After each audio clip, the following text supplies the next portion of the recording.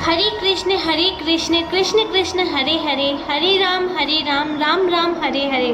राधे राधे दोस्तों, आज हम जानेंगे श्री राधा रानी जी की अष्ट प्रधान सखियों में प्रधान सखी श्री ललिता सखी जी के बारे में। एक बार राधा जी प्रसन्न हुई तो सोचने लगी कि मेरी जैसी कोई सखी होती तो मैं उनके साथ खेलती। इतना सोचते ही उनके अंग से एक सखी प्रकट हो गई जो ललिता जी बन गई। वो उनकी अतरंगा सखी है।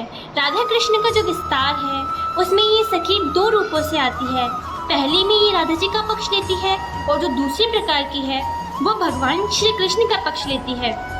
राधा जी की आलोचना करती है, पर ये सब लीला है। उनकी दृष्टि में राधा कृष्ण एक ही है। उनके मन में जलन नहीं होती क्योंकि राधा जी ही सबकी आराध्य है।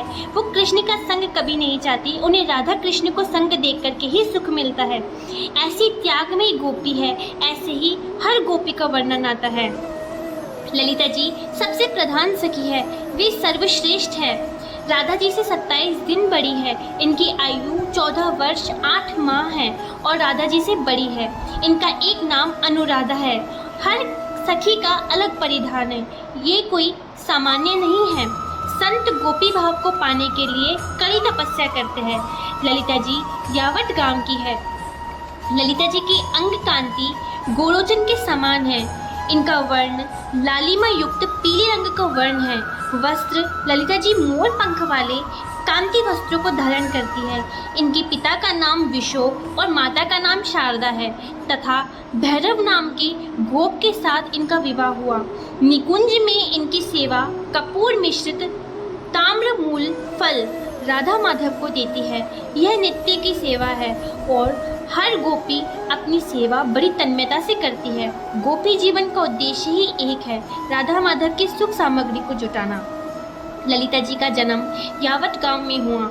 उनका निवास स्थान ऊंचा गांव है। इनके प्रयत्नों से ही राधा माधव का मिलन हुआ।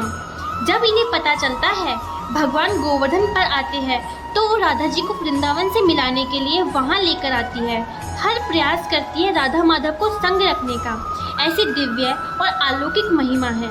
ललिता जी का राधा रानी की सहचरी के अतिरिक्त खंडिका नायिका के रूप में भी चित्रण होता है, मतलब सेविका के रूप में राधा माधव जी के साथ आती है और कभी कभी नायिका बनकर कृष्ण जी के साथ विहार भी करती है।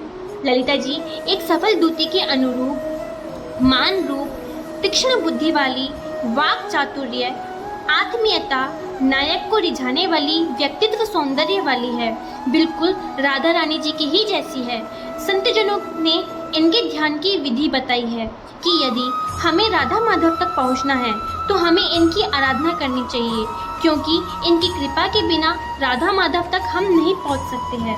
संतजन इनका ही ध्यान करते हैं। ललिता जी की ध्यान विधि जिनकी अंग कांति गोरोचन कांति को भी पराभूत करती है, सुंदर बेल युक्ता है, मोर पंख वस्त्र धारण करती है, उज्जवल आभूषण पहनती है और जो राधा माधव की ताम्र फूल फल से सेवा करती है, जो राधा जी की प्रिय सखी है, ऐसी ललिता जी का मैं ध्यान करता हूँ।